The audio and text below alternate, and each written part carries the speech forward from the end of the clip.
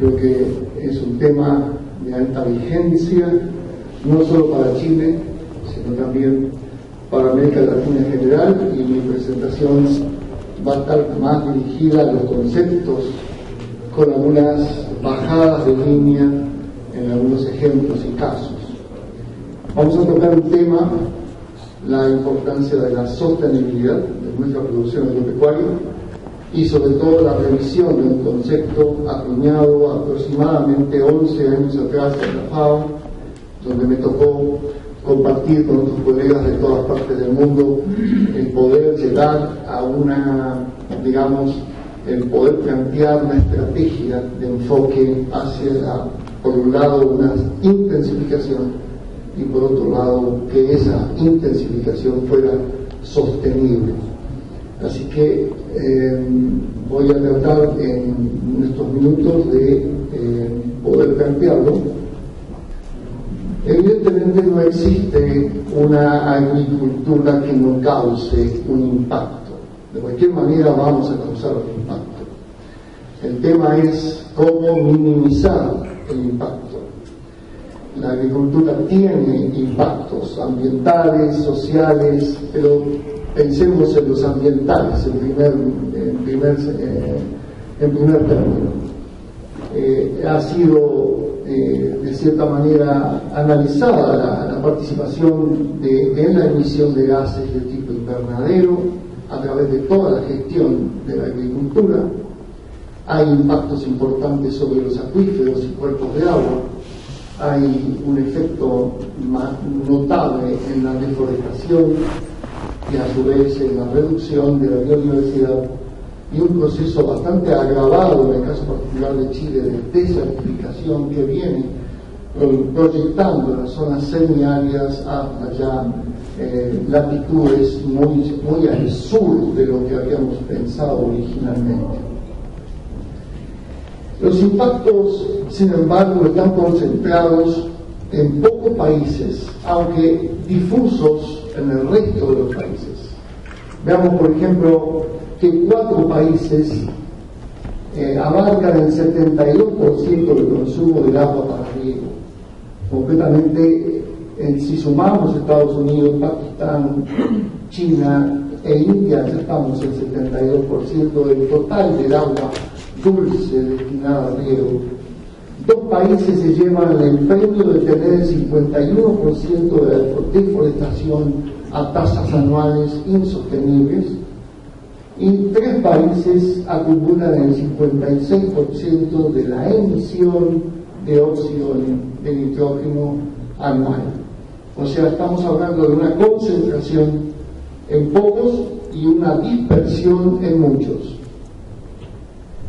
Los impactos concretos de la agricultura en Chile fueron analizados por un grupo de trabajo agrícola convocado por el Ministerio de Agricultura hace unos 5 años atrás, donde participaron prestigiosos investigadores, algunos de los cuales son de la Universidad de Chile, otros de INIA, otros del propio Ministerio.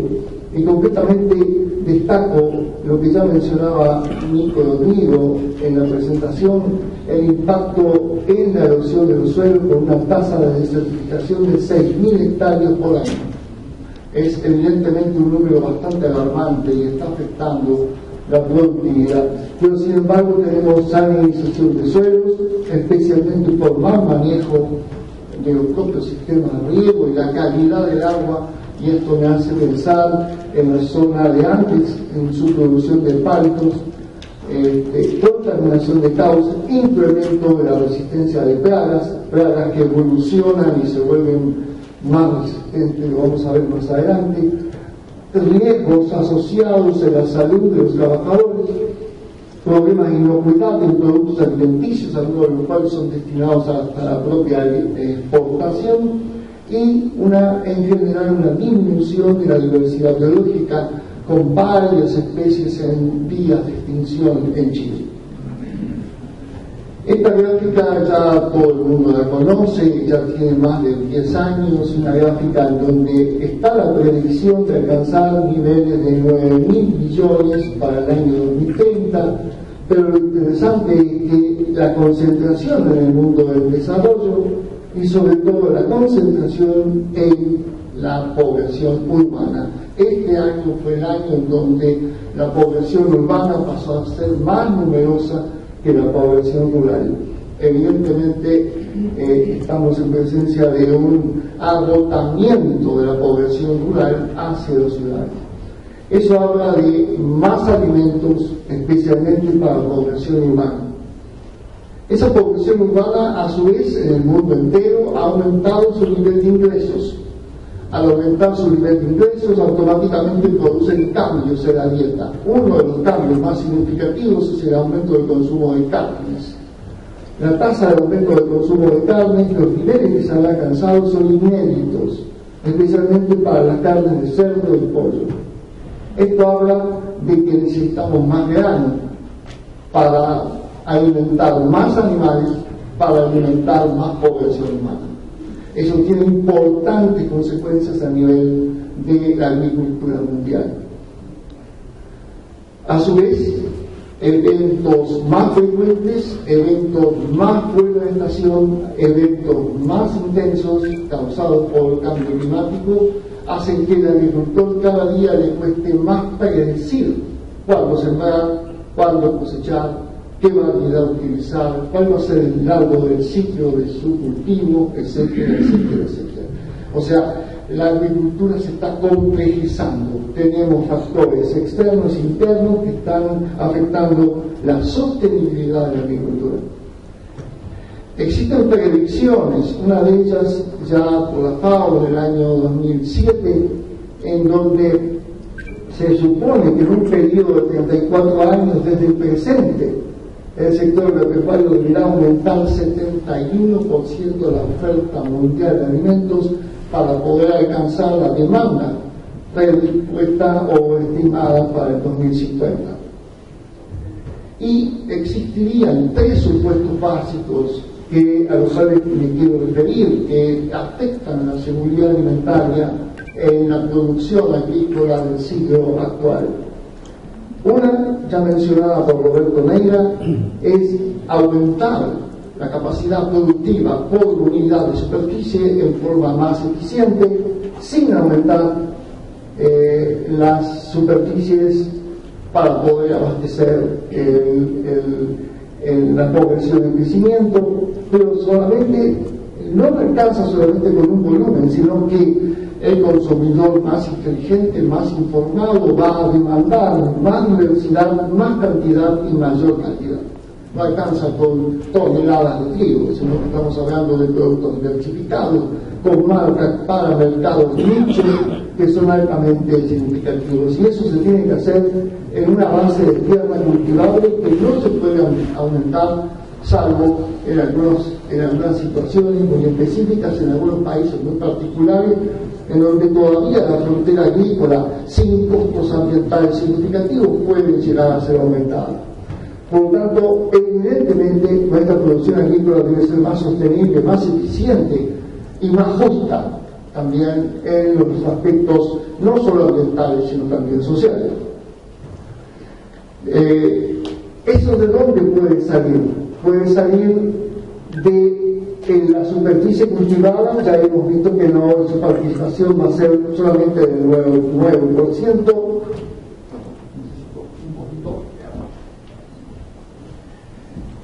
Puede salir del uso de insumos. Eso está visto de que tampoco es, sostenible, sino que tiene que salir completamente de un factor de eficiencia, un factor de conversión que podría llegar a ser del orden de los 70 y tantos % en el total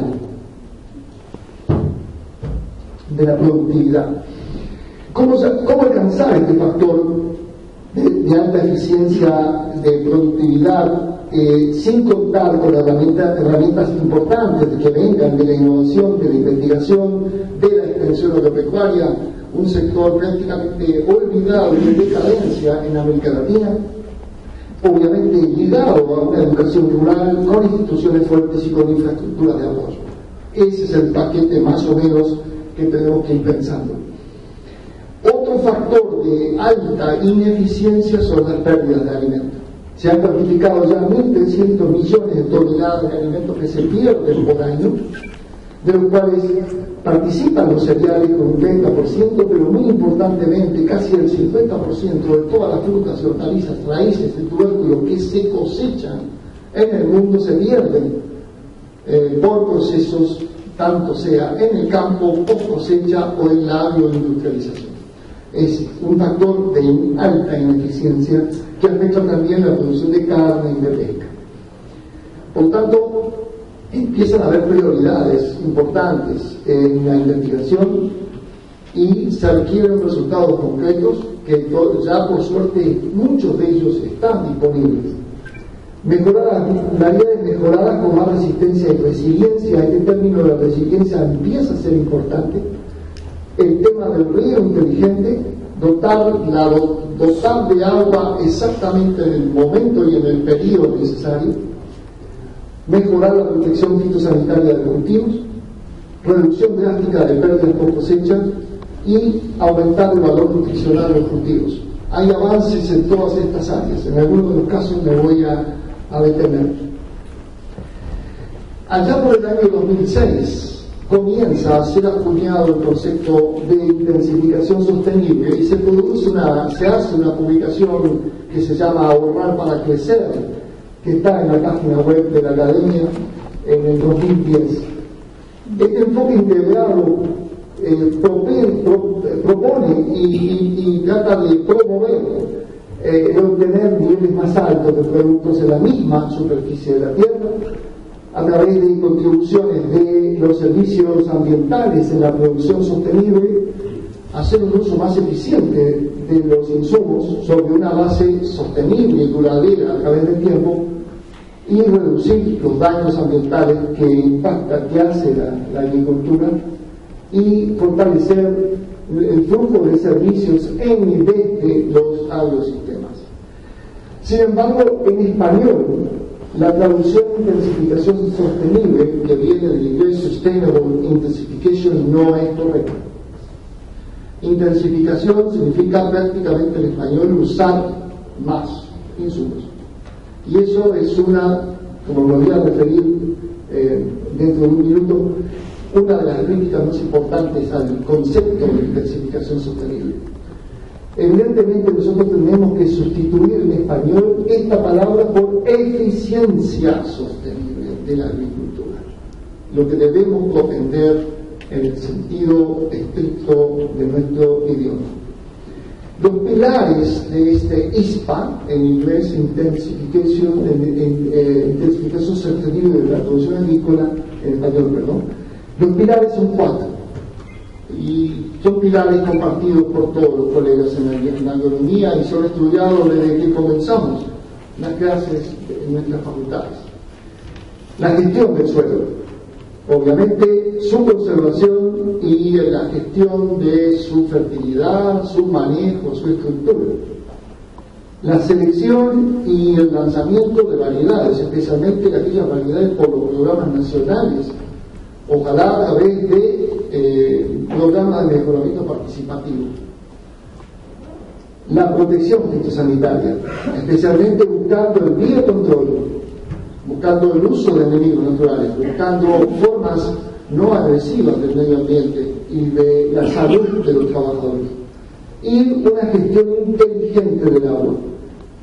Dar agua en el momento crítico en la cantidad necesaria y no causar impactos de salinización en los suelos.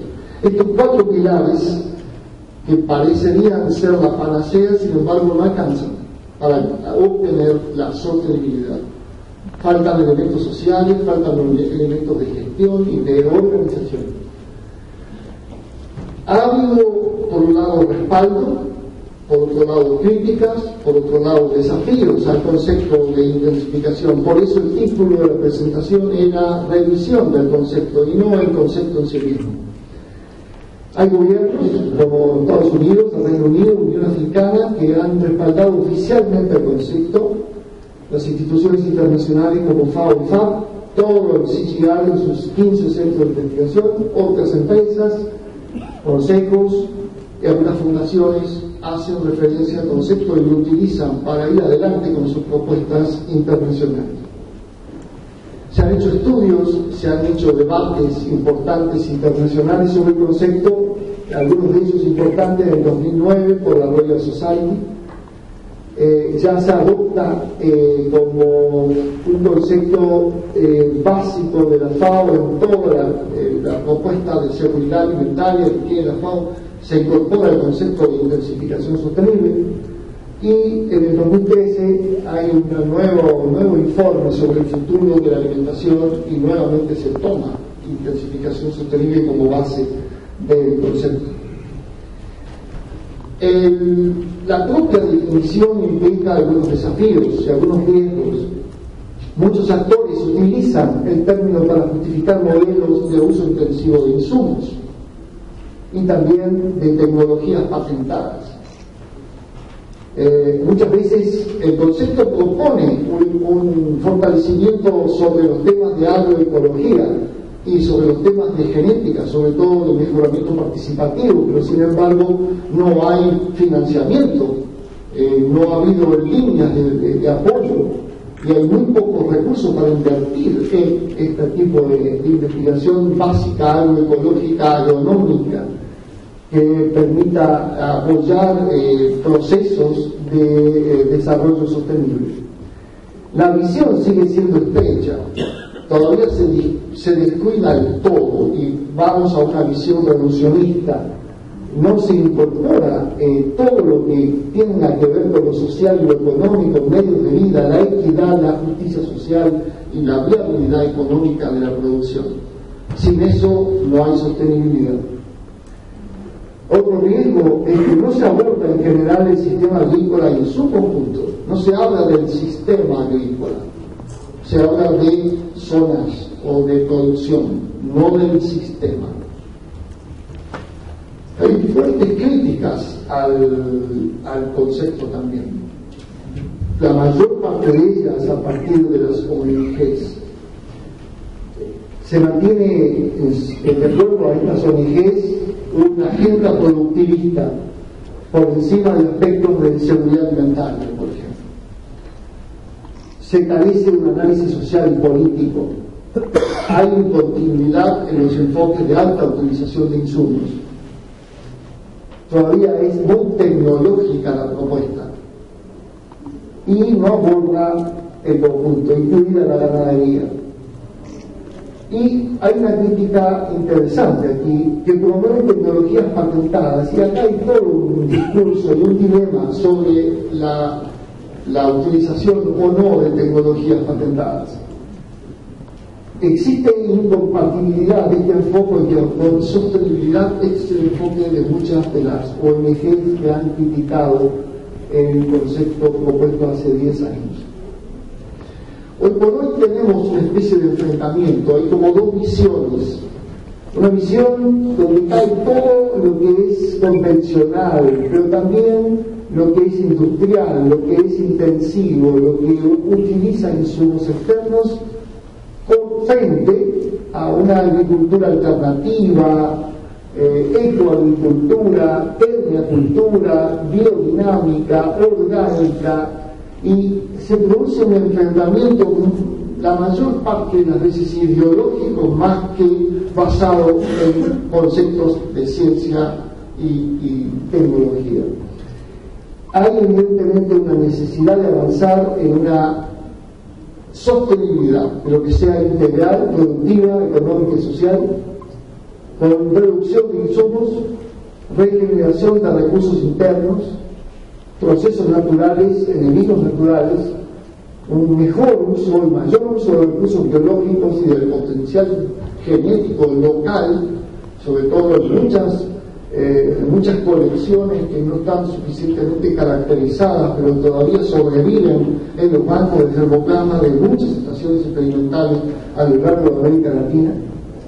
Evidentemente falta mucho de diagnóstico de base a nivel local para realmente sacar participativamente las prioridades de una zona como el secano chileno.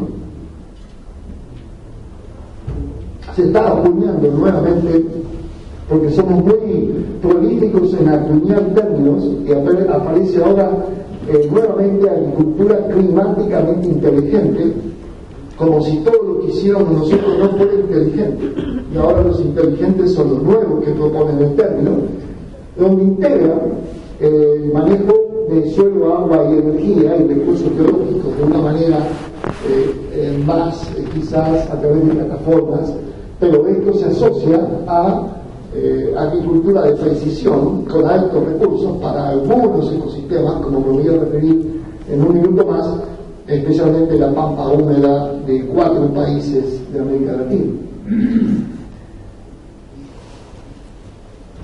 Un factor que puede ser cuestionable, pero evidentemente está produciendo impactos y espero que siga produciendo impactos, es el rol de la biotecnología en la agricultura sostenible.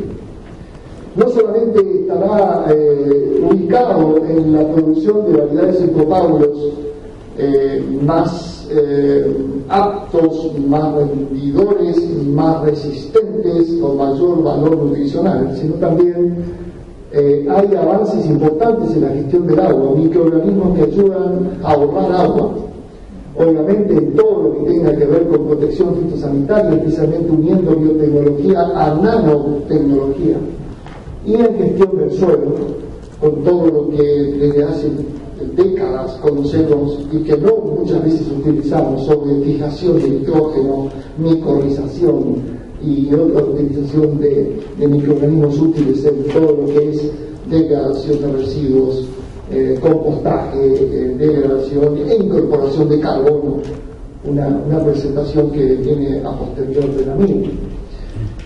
Pero todo esto no va a funcionar si no tenemos unas políticas e instituciones fuertes y leyes que apoyen de cierta manera una gestión integrada y regulada por bioseguridad de todo lo que tenga que ver con biotecnología. Hoy la biotecnología está desde cultivo de tejidos hasta modificación genética, pasando por genómica, por supuesto, y marcadores y endogénesis, ofreciendo una gama bastante interesante de oferta.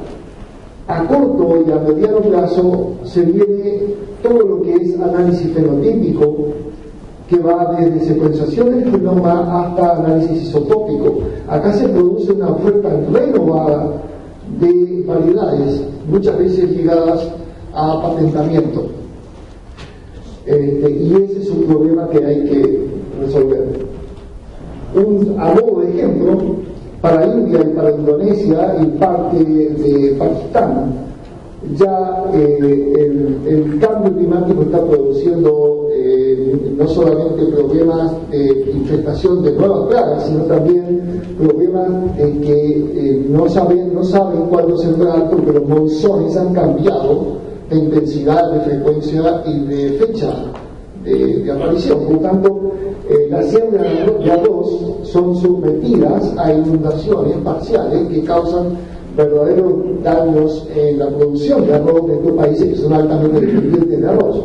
Por lo tanto, el contar con una variedad como la Schwarzman, la regalan en el año 82 por un proceso de mejoramiento genético y biotecnología de esa época, con un gen identificado tolerante a la inundación que expresa una dormición en presencia del agua, hace posible resultados como este, en donde a los 10 días de inundación por un monzón, 30 días después, la pérdida total de cultivo y el cultivo de la variedad mejorada. Esto hace que ya prácticamente 1 millón de hectáreas de arroz en el año 2012, y esto continuó, y prácticamente 3.000 millones de agricultores han adoptado masivamente esta variedad que no está patentada, por lo tanto es de uso público. Un avance en CIMIC con sequía en arroz, tasas de asimilación neta de fotosíntesis del 90% en presencia de sequía. Hablan de la importancia, ¿no es cierto?, de genes presentes en las colecciones de arroz que pueden ser utilizados para periodos de sequía. el próximo lanzamiento, y ya estamos en el año del lanzamiento de un maíz con resistencia a la sequía versus las variedades control. Fíjense el grano, el desarrollo del grano en estas variedades fue bajo un proceso de estrés hídrico. Y es interesante ver cómo el desarrollo de variedades a lo largo de la historia del mejoramiento genético del maíz ha levantado los rendimientos, partiendo de un promedio latinoamericano que todavía subsiste de 1.500, más o menos 1.500 kilos por hectárea, con los rendimientos altos de América Latina ubicados en 4.000, ya tenemos variedades de híbrido simple, pero patentadas, y por supuesto variedades mejoradas genéticamente con altos rendimientos producto de mejoramiento genético y marcadores, por una tremenda controversia a nivel de los distintos países. El único sistema bastante homogéneo que se extiende en Argentina, Brasil, Paraguay y Uruguay, donde radica el 50% de la producción mundial de soja en estos momentos, se realiza, como ustedes saben, siembra directa con semillas mejoradas, resistencia a herbicidas, uso de genética nueva, que han mejorado los impactos sobre el suelo, menor costo de producción, mejor control de malezas y un gran avance en los aspectos económicos de la producción. Inclusive es una producción por contrato a largo plazo que hace que sea muy atractivo para los dueños de las tierras. Y está asociado, por supuesto, a ciertas externalidades que pueden verse, y lo son, de hecho, no sostenibles.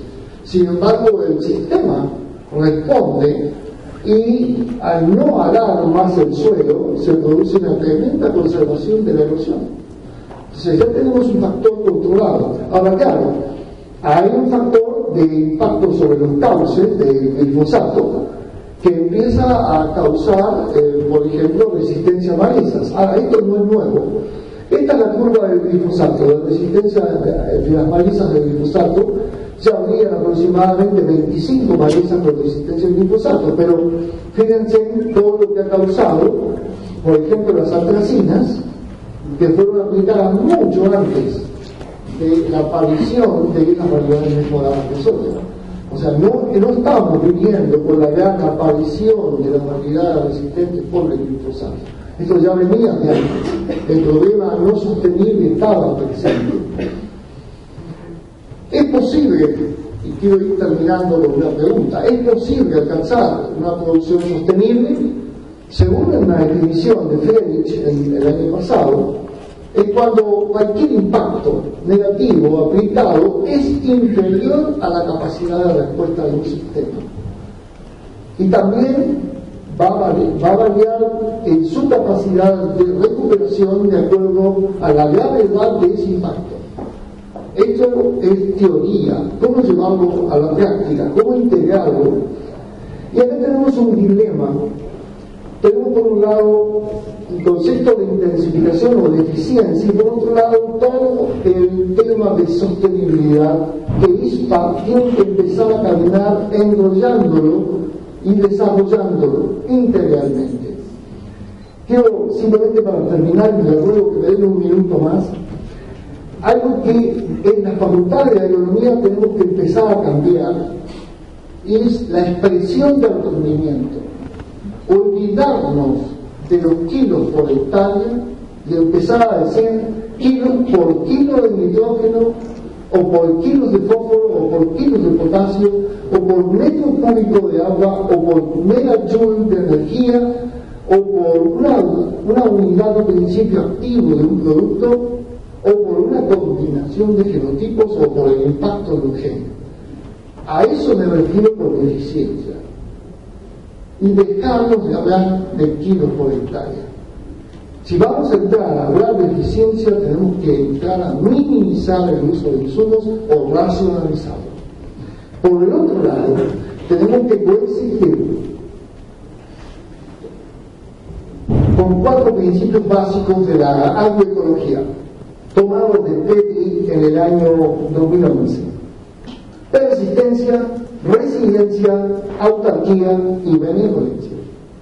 Esos 4 principios básicos que han acompañado a lo largo de la historia todo el movimiento agroecológico tienen que empezar a jugar aquí un factor integrador con el tema de la eficiencia. Concretamente, capacidad para seguir ofreciendo resultados. O sea, el sistema debe ser previsible y por lo menos pensar en 10 años. Cuando nos enfrentamos a secar los costeros y vamos a proponerle un proyecto al Ministerio de Agricultura, tenemos que proponer un proyecto a 10 años. Si no, no sirve. Continuidad y que el sistema sea previsible, resiliente, capacidad de absorber impactos, aprender y volver a resurgir, persistir a cambios. El sistema tiene que ser capaz de persistir a cambios. Autárquico, tiene que ser capaz de generar insumos internos, servicios internos. Y benevolente, obviamente no podemos impactar en el medio ambiente ni en la salud y no debemos agotar los recursos naturales. Por lo tanto, como reflexión ya final, la sostenibilidad no puede estar ligada a una tecnología preaceptada. Hay que integrarla, hay que realmente definirla. 3 ejemplos muy claros de que sí se puede. Esto fue desarrollado en Colombia en un proyecto de la FAO, en el cual me honro participar desde hace 4 años. Aquí tenemos 12 asociaciones de productores que viven en condiciones bastante precarias, injustas, y muchas de ellas en condiciones de... quiero terminar diciéndoles que es posible utilizar indicadores de sostenibilidad. Estos indicadores integran la parte tecnológica, la parte social y la parte económica, inclusive la participación de mujeres, la apropiación y la replicación, la participación de los miembros de la Organización de Agricultura Familiar en el proceso. Y esto puede ser cuantificado. Y si nosotros lo llevamos a un sistema de arañas, vemos que lo verde es lo deseado y vemos que lo rojo es lo actualmente obtenido después de 2 años. Y vemos, por ejemplo, que aquí en arroz todavía no se alcanzó un índice aceptable de sostenibilidad. Pero, por ejemplo, en este caso, para frijol, para poroto, ya el índice ha mejorado y vemos cómo todavía hay brechas, pero hay también brechas positivas respecto a los precios, al rendimiento, a los convenios de precio, a la participación de los miembros en el proceso, y también una sostenibilidad bastante positiva cuando hay una gran variación en los salarios mínimos alcanzables, que es uno de los indicadores socioeconómicos más importantes. Por tanto, termino, perdonen por el tiempo, alcanzar es la sostenibilidad, dependerá del punto de partida, línea base. Las tecnologías más apropiadas van a variar de acuerdo a la complejidad de ese diagnóstico participativo. Hay que promover incentivos que reduzcan los impactos ambientales, enfoques apropiados de bajo costo y, por último, tenemos que pensar que la ciencia y la tecnología con adopción participativa es la llave para una mayor sostenibilidad, o sea, decisiones más informadas. Muchas gracias.